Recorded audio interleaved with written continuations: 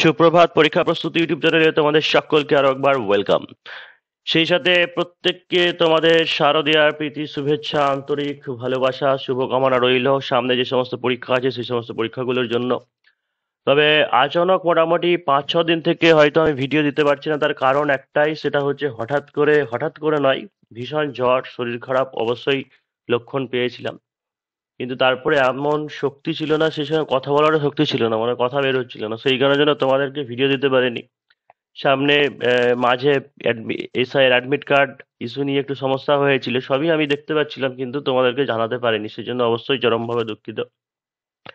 তো দেখো যে সামনে ডব্লিউপিএসআই এর তোমাদের যে 12 তারিখে পরীক্ষা রয়েছে এবং সেই সঙ্গে কেপিএসআই এর প্রিলিমস রেজাল্ট বেরিয়ে গেছে, সেটা নিয়েও অনেকে চাপে রয়েছে। তো আমি বলবো যে আর তো বেশি দিন সময় নেই, 7-8টা দিন সময় আছে। তো সেই কারণের জন্য যারা এখনো সেইভাবে শুরু করনি, মেন্সের প্রিপারেশন করনি, বা হয়তো মেন্সে খুব একটা মনে হচ্ছে ভালো প্রিপারেশন নেই, হয়তো কেপিএসআই হবে না, তাদের ক্ষেত্রে বলবো যে ডব্লিউপিএসআই এর পরীক্ষাটাও ভালো করে দিয়ে নাও। তার কারণ প্রায় বলতে পারো যে কেপিএসআই এর মেন্স আর হচ্ছে ডব্লিউপিএসআই এর মেন্স একই, মানে বলতে পারো যে 1 সপ্তাহ 2 সপ্তাহের গ্যাপের মধ্যেই কিন্তু হয়ে যাবে। তাই এই পরীক্ষাটা আগে ভালো করে দিয়ে নাও, যে দুটো একদম রিল্যাক্স ভাবে দুটোর মেনের প্রিপারেশন করবে। তবে যে কেপিএসআই এর মেন্সের যে অ্যাডমিশন যে নিয়েছিলাম, সেটা অলরেডি ক্লাস শুরু হয়ে গেছে, সেখানে 2 বা 3টে ক্লাস হয়েছে এবং হচ্ছে বেশ কিছু নোটস সেগুলো প্রোভাইড করে দিয়েছি। কেউ যদি চাও তা এখনই ভর্তি হতে কেপিএসআই মেন্সের ক্ষেত্রে, কেপিএসআই মেন্স স্পেশাল ব্যাচের ক্ষেত্রে, তোমরা 7797 এই নাম্বারে কন্ট্যাক্ট করে করে নিতে পারো। আজকে থেকে আবার ক্লাস শুরু হবে। এবার দেখো যে ডব্লিউপিএসআই এই 8 দিনের যে সময় আছে, এই 8-9 দিনের টিপস, মানে কি করা যায়। তো দেখো যে একটা সব সময় জিনিস তোমাকে ধরে নিতে হবে, সেটা হচ্ছে টার্গেট মার্কস। সবার প্রথমে টার্গেট মার্কস। আগে একটা জিনিস বলেছি যে কেপিএসআই এর দেখা গেল যে 126 কাট অফ হলো, এত কম ভ্যাকান্সি। তার মানে ডব্লিউপিএসআই 1131 ভ্যাকান্সি বলে যে আবার খুব বেশি এই এর থেকেও কাট অফ কম হবে, এটা বলা মুশকিল। কাট অফ নির্ভর করছে কত গুণ। 1 নম্বর তো হচ্ছে কোশ্চেন প্যাটার্ন, ঠিক আছে, কোশ্চেন প্যাটার্নের উপরে, এবং কত গুণকে কোয়ালিফাই করানো হচ্ছে, কতটা ফেয়ার প্রসেসে পরীক্ষা হচ্ছে, এই সমস্ত জিনিসের উপরে কিন্তু ডিপেন্ড করে। তো আমি যেটা শুনেছি যে অনেকে হয়তো অবিশ্বাস্য মনে হচ্ছে অনেকের কাছে, যে কেপিএসআই কিন্তু 7,500কে পাস করানো হয়েছে, 24 থেকে 25 গুণকে কোয়ালিফাই করানো হয়েছে, যেটা ডব্লিউপিএসআই এর ক্ষেত্রে নাও হতে পারে, কারণ ডব্লিউপিএসআই এর ক্ষেত্রে ভ্যাকান্সি অনেক বেশি আছে, এখানে কিন্তু নাও হতে পারে। এখানে সেই 10 থেকে 12 গুণ কে কোয়ালিফাই করানো হবে, সেইভাবে এগিয়ে যেতে হবে, অর্থাৎ 11-12 হাজার ক্যান্ডিডেটকে মাঠে বা প্রিলিমসে কোয়ালিফাই করানো হবে, সেটা ভেবে এগিয়ে নিয়ে যেতে হবে। তাই সেই কারণের জন্য একটা টার্গেট মার্কস বা যেটা তোমাকে সবসময় রাখতে হবে, সেটা হয় যে জিকের ক্ষেত্রে হচ্ছে 35, জিকের ক্ষেত্রে হচ্ছে 35, এবং ম্যাথ রিজনিং যেগুলো আছে সেগুলো হচ্ছে 20-20-40, মানে হচ্ছে 75 অ্যাটেম্প্ট হয়, 75 সঠিক হলে 150 হয়, কিন্তু 75 অ্যাটেম্প্ট করলে তো কারো 75ই হয় না। এর মধ্যে 5টা ভুল যদি হয় তাহলে 70 দুগুণে 140 পাবে, 5টা ভুলের জন্য 2.5 নম্বর বাদ যাবে। মোটামুটি তার টার্গেট যেটা রাখতে হবে অ্যাজ এ ইউআর ক্যাটাগরি, সেটা হচ্ছে 130-35 তোমার একটা টার্গেট রেখে চলতে হবে। এটা ইজি টু মডারেট কোশ্চেন, এরকমই হয়, যেমন কোশ্চেন হয়েছিল বা হচ্ছে সেই রকম অনুযায়ী বলছি আমি, যেটা একটা টার্গেট রাখতে হবে। এবং সেটার জন্য তোমাকে জিকে তো তুমি 35ই টার্গেট রাখো, 35 টার্গেট রাখো। ম্যাথ রিজনিং এ 20-20-40 যদি করে নিতে পারো, তাহলে যে জিকের উপর প্রেশার কমবে। সব থেকে বেশি আমাদের প্রেশার বাড়ে পরীক্ষার আগে, সেটা হচ্ছে জিকের উপরে। কারণ দেখবি উদ্ভট এমন কিছু 5 থেকে 6টা প্রশ্ন থাকবে, যে কোশ্চেনগুলো তুমি শোনোইনি, পড়োইনি, বা হয়তো হালকা টাচে আছো, সেই ব্যাপারে তোমার কোনো মাথা ব্যথা নেই, ওইগুলো নিয়ে ভয় পেলে হবে না যে ধর এগুলো পারলাম না, করলে হবে না। এবং এমন কিছু 4-5টা কোশ্চেন থাকবে তোমার পড়াশোনার মধ্যেই থাকবে, কিন্তু দেখবে সিলি মিস্টেক হবে বা তোমার কনফিউশন মানবে। তো সেই কারণের জন্য ওই রকম উদ্ভট 5-6টা প্রশ্ন একবারেই ছেড়ে দিতে বলছি। টার্গেট রাখতে হবে 40খানা প্রশ্ন করার। সেই 40খানা প্রশ্নের জন্য সঠিকভাবে 32 থেকে 35খানা যেন সঠিক হয়, এই রকম একটা টার্গেট নিতে হবে। ওই 10খানা প্রশ্ন যদি ছেড়ে দাও, তাহলে দেখবে তোমার মাথা থেকে প্রেশার অনেকটাই কমছে। নতুন 2 নম্বর টিপস যদি বলতে পারো, সেটা হচ্ছে যে নতুন কিছু আর না পড়া। এখন বর্তমানে নতুন কিছু আর নতুন করে আর কিছু না পড়া, কিন্তু আবার কিছু কিছু জায়গাগুলো পড়তে হবে, সেটা আমি পরে আসছি। প্রতিটি সাবজেক্টের গন্ডগোল জায়গাগুলোকে নোট করা, প্রতিটি সাবজেক্টের গন্ডগোল জায়গা নোট করা, মানে যেমন ধরো দেখবে একটা, এটাকে সায়েন্সেরই প্রশ্ন বলতে পারো বা লাইটের প্রশ্ন বলতে পারো, ফিজিক্সের, যে হাইপারমেট্রোপিয়া বা হচ্ছে মায়োপিয়া, মায়োপিয়া বা হচ্ছে হাইপারমেট্রোপিয়া, এইখান থেকে প্রশ্ন আসতে পারে। এটা একটা গন্ডগোল জায়গা। তারপরে দেখবে ইতিহাসের ক্ষেত্রে গৌতম বুদ্ধ বা হচ্ছে মহাবীর, এদের জন্ম বা হচ্ছে কত সালে জন্ম বা কোথায় কোন স্থানে, বা যে বৌদ্ধ ধর্ম সম্মেলনগুলো রয়েছে সেখান থেকে মাঝে মাঝে প্রশ্ন চলে আসে, এই জায়গাগুলো যেমন একটু গন্ডগোলের জায়গা। তারপরে হচ্ছে ইতিহাসের ক্ষেত্রে জাতীয় তোমার কংগ্রেসের যেটা আছে, পরপর যদি বলো কে কোন সালে ছিল বা কে কতবার হয়েছে, এই রকম কিছু জিনিস বলছি। এখন আর সমস্ত এক্সাম্পল দিয়ে বোঝানো সম্ভব নয়। হ্যাঁ, আর একটা দেখবে ভূগোল থেকে, এটা প্রায় প্রতিটা প্রশ্ন থেকে ভূগোল থেকে প্রশ্ন আসে।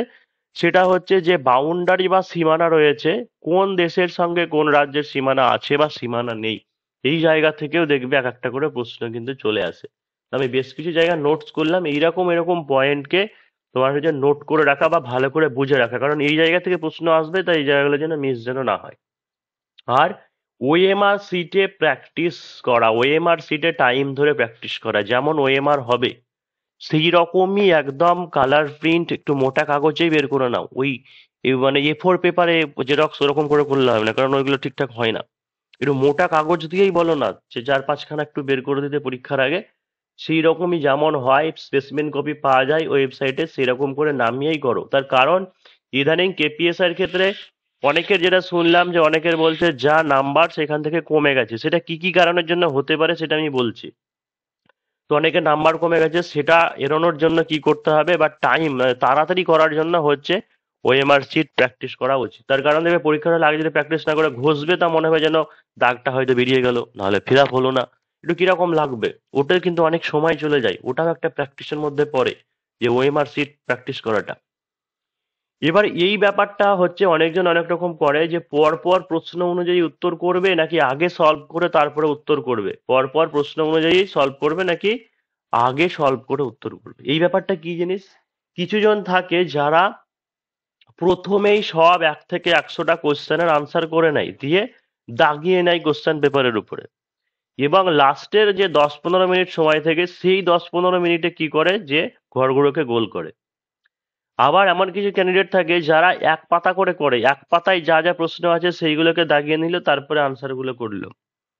আবার কিছু জন এরকম থাকতে পারে যে পর পর করলো, প্রথমটা করলে প্রথমটা উত্তর মানে গোল করে দিল, দ্বিতীয়টা করলো দ্বিতীয়টা গোল করে নিল। এবার কোনটা করলে বেশি সুবিধা হবে, এটা নিজের উপরে ডিপেন্ড করছে। তবু আমি একটা জিনিস বলবো, যে আমার মনে হয় যে পর পর উত্তর করাটাই ভালো। মানে ধরো তোমার বাম দিকে লেফট সাইডে হচ্ছে কোশ্চেন পেপার, মানে কোশ্চেন তুমি পড়ছো ফার্স্ট পেজ, আর এই দিকে আছে তোমার হচ্ছে ওএমআর সিট, ডান সাইডে হচ্ছে তোমার কি আছে, ওএমআর সিট। তোমাকে কিছু তো ঘোরাবার কিছু করা দরকার নেই, মানে হাতের পেনটা নিয়ে থাকো কোশ্চেন পেপারের উপরে। এবার 1 নম্বর 2 নম্বর যদি দেখো যে জিকে প্রশ্ন, তাহলে তোমাকে কিছু সলভ করতে হবে না, ডাইরেক্ট তুমি কি করবে, যে ঘরে গোল করবে। এবার ওখানে যদি তুমি দেখো হয়তো যে মাঝে একটা অঙ্ক বা রিজনিং করা আছে, তোমাকে পেন লাগাতে হচ্ছে, তাহলে ওই জায়গাটার উপরে তুমি সলভ করে নাও, দিয়ে তুমি করো। পর পর করলে আমার মনে হয় ভুলটা বা সিলি মিস্টেকটা হয় না। তার কারণটা কি, যেমন এমন হতে পারে তুমি হয়তো ধরো একটা পেজে 5খানা প্রশ্ন আছে, 5টা প্রশ্নের মধ্যে 3টে প্রশ্ন তুমি করতে পেরেছো, মানে একেরটা, চারেরটা, পাঁচেরটা করতে পেরেছো। এবার একেরটা দাগালে, তারপরে দেখা গেল চারেরটা দাগাতে গিয়ে ভুল করে তুমি 2-3-এর ঘরে দাগিয়ে দিয়েছো, বা হতেই পারে এই জিনিসটা। সেই জন্য আমার মনে হয় যে পরপর প্রশ্ন করছো, এবং যেটা দরকার পেন লাগানো সেটা কোশ্চেনের উপরে এখানে পেনে করে নিলে, আর সাইডেই মানে যখন তুমি বাম পাশের দিকে কোশ্চেন পড়ছো, ডান পাশে ওএমআর থাকবে।